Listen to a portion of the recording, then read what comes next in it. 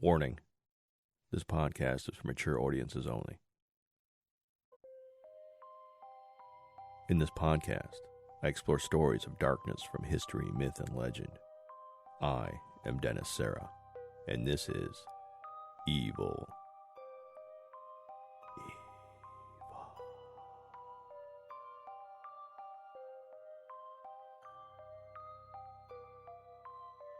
In 1886, Elizabeth Holton owned a drugstore at the corner of South Wallace Avenue and West 63rd Street of the Inglewood neighborhood in Chicago. Mr. Holton had passed away, and Mrs. Holton did not want to manage the drugstore by herself. A hard-working drugstore employee offered to purchase the store for monthly installments of $100. That's equivalent to about $2,700 in 2016. The employee's name was H.H. Holmes. Of course, he was not born H.H. Holmes. He had adopted that name shortly before moving to Chicago in an attempt to evade his past. You see, Holmes was born Herman Webster Mugget in New Hampshire in 1861. In 1884, 2 years before moving to Chicago, Herman graduated from the University of Michigan's Department of Medicine and Surgery. While enrolled, he scammed insurance companies by stealing cadavers from the university's laboratory, disfiguring the bodies, and claiming they were victims of accidents.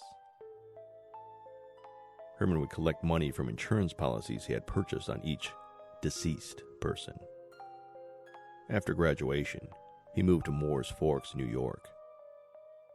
While there, it is rumored that Herman was seen with a young boy, who had later disappeared. Herman claimed the boy had went back to his home in Massachusetts. Unfortunately, no investigation into the boy's disappearance took place. However, shortly after the incident, Herman left New York. He moved to Philadelphia and eventually got a position at a drugstore. While he was working there, a boy died from taking medicine that was purchased from that drugstore. Herman denied any involvement in the child's death, but he immediately left the city for Chicago and changed his name to H.H. Holmes. Once he purchased the Inglewood drugstore, Holmes made money by selling water that he claimed could cure the sick.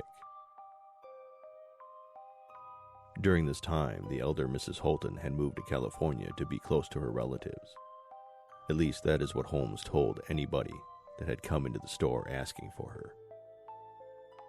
Actually, Elizabeth Holton had disappeared and was never heard from again. Between the money he had earned from his miracle water and the mortgages he no longer needed to pay, Holmes purchased an empty lot across from the drugstore. On this large lot, he built a 3-story, block-long hotel building. It was an enormous structure, and the locals named it the Castle.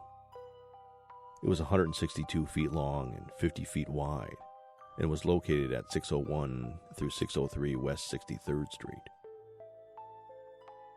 Holmes dubbed the building the World's Fair Hotel and opened it up in time for the Chicago World's Fair in 1893. The fair, in part, was to celebrate the 400th anniversary of Christopher Columbus's arrival in the New World. Part of the castle was devoted to commercial space. The ground floor had the relocated drugstore and various other shops. The upper 2 floors contains Holmes' personal office and a labyrinth. A labyrinth of rooms with doorways opening to brick walls, oddly angled hallways, stairways leading to nowhere, doors that could only be opened from the outside, and a host of other strange and deceptive constructions. It was reported that Holmes was constantly firing and hiring different contractors during the construction of the castle. He claimed they were doing incompetent work. It was more likely that the constant changing of contractors was to ensure that only Holmes would fully understand the layout of the building. During the construction in 1889, Holmes met and became close friends with Benjamin Pitezel. Peitzel was a carpenter on the castle project and had a criminal past. He became Holmes's right-hand man. A district attorney later described Peitzel as Holmes's tool, his creature. Once the hotel was open for business, Holmes would select female employees, lovers, and hotel guests as victims. Employees were especially prized by Holmes, as many were required to take out life insurance policies. Of course, Holmes was kind enough to pay the premiums, but he was also named the beneficiary as well. Holmes was a psychotic on another level. Most serial killers have an MO, one or two methods of killing they stick to. Holmes created this castle of murder to experiment with different methods of killing. Some of the victims were locked in a soundproof bedroom, fitted with gas lines that let him asphyxiate them at any time. Some victims were taken to a second-floor room called the secret hanging chamber, where Holmes would, as advertised, hang them. Some victims were locked in a huge soundproof bank vault near the Holmes' office, where he left them to suffocate. He had one secret room was completely sealed off by solid brick walls, and only could be entered through the trap door in the ceiling. Holmes would drop his victims in the room for days and watch them die of dehydration or starvation. He kept several bottles of various poisons and even had a medieval stretching rack. Holmes installed an alarm system on all the doors of the upper floors. If anybody were to walk around the upper floors, the alarm would signal Holmes in his office. Holmes' ingenuity extended to his planned body disposal as well. Holmes installed 2 giant furnaces and used them to incinerate bodies and evidence. He also had a pit of corrosive acid. Holmes would bury some of the bodies in nearby lime pits. Some of the victims' bodies were moved to the basement through a secret metal chute or a dumbwaiter. In the basement, the bodies were dissected, stripped of their flesh, and crafted into skeleton models. Using his connections he had gained through medical school, Holmes sold the skeleton models and organs with little difficulty. Julia Smith was the wife of Ned Connor.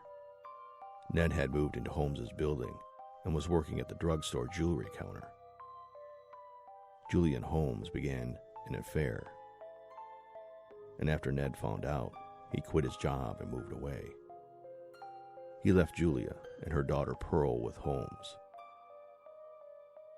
In 1891, Julia informed Holmes that she was pregnant with his baby. She wanted to marry Holmes for the sake of their child. Holmes agreed to marry her, but did not want the child. He demanded she let him perform an abortion. Julia reluctantly agreed. On Christmas Eve, Holmes, instead of performing the abortion, murdered Julia by overdosing her with chloroform. He later killed her daughter Pearl. When Holmes was confronted by a tenant of his building about the whereabouts of Julia and Pearl, Holmes said that they had left for Iowa to attend a family wedding. After Christmas, Holmes hired Charles Chappell to create a medical skeleton model from Julia's corpse. Holmes introduced himself as Henry Gordon to Chappell. After some discussion, the two agreed Chappell would put the arms in a bag and take them home to be articulated. Holmes hired Chappell 2 more times, and after Chappell finished the 3rd skeleton, Holmes had refused to pay him due to financial troubles. Chappell refused to give Holmes the 3rd skeleton and kept it inside his home. Minnie Williams, a railroad heiress, met Holmes while he was on a business trip in Boston. Again, he introduced himself to her as Henry Gordon. Holmes must have been preparing himself for another name change and settled on Henry Gordon. Minnie and Holmes started dating and eventually entered into a serious relationship. While Holmes was back in Chicago, he would send Minnie love letters. In February of 1893, Minnie moved to Chicago and worked at the hotel as Holmes' personal stenographer. After their engagement, Holmes persuaded Minnie to transfer the deed of her Fort Worth, Texas property to a man named Alexander Bond. Of course, this was just another alias of H.H. Holmes. Annie, Minnie's sister, moved to Chicago and began working with Holmes in his office. One day, Holmes asked Annie to go inside his office vault to get a file for him. After she entered the vault, Holmes locked her inside and turned the gas line on. She died of asphyxiation. At about the same time, Minnie Williams vanished.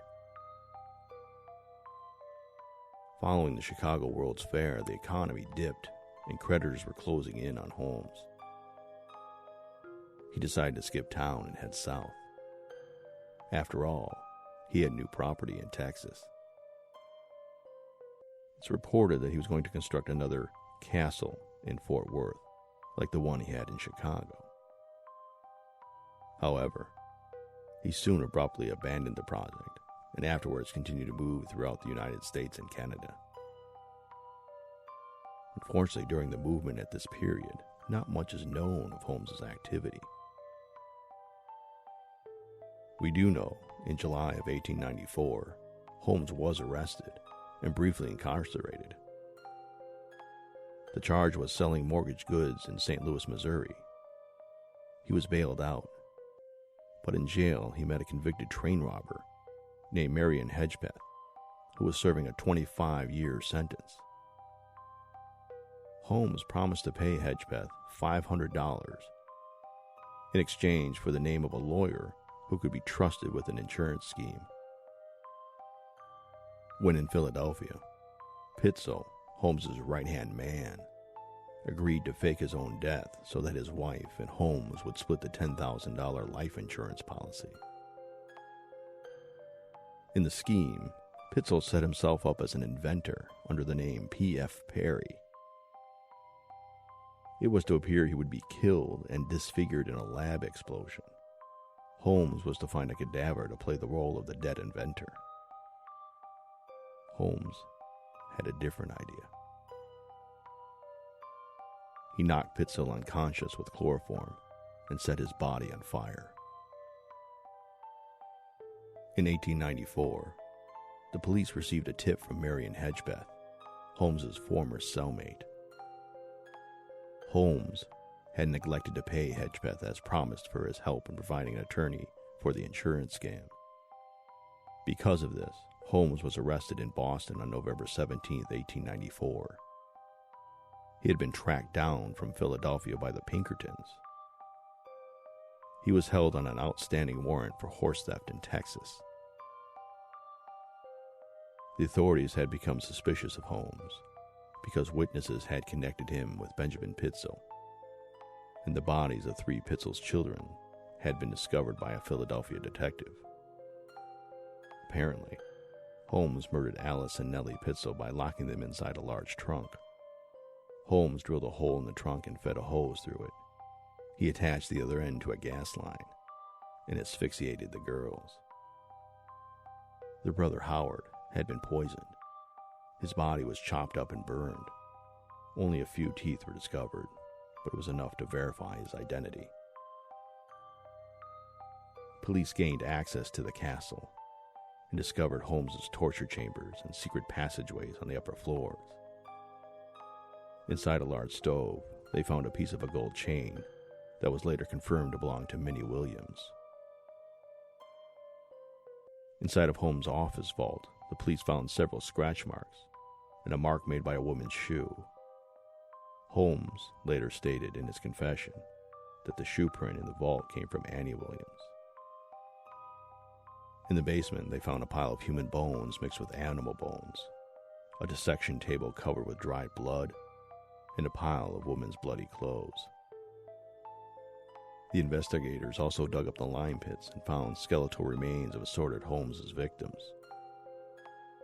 The lime had turned most of the remains into dust, but they identified 2 strands of hair, one brown and one fair, in 2 soft spots in the hard clay. The strands matched respective hair colors of Minnie and Annie Williams. Inside the acid pit, the police found several bones resting at the bottom.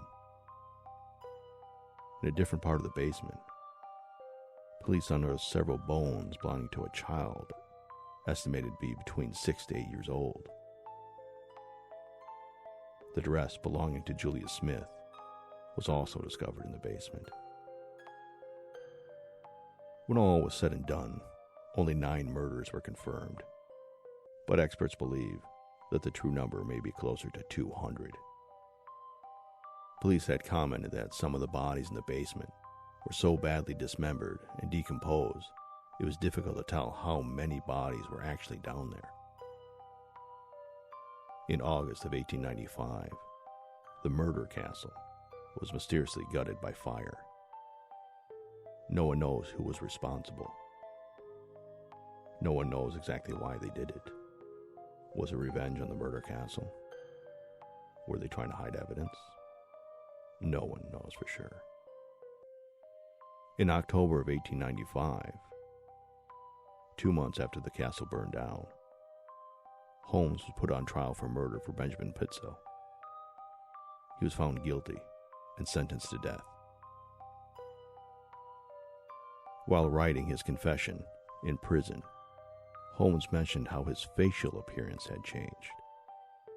He described his new appearance as gruesome and taking on a satanical cast. Holmes wrote that he now resembled the devil. But on May 7, 1896, the devil of Murder Castle was hanged at the Philadelphia County Prison.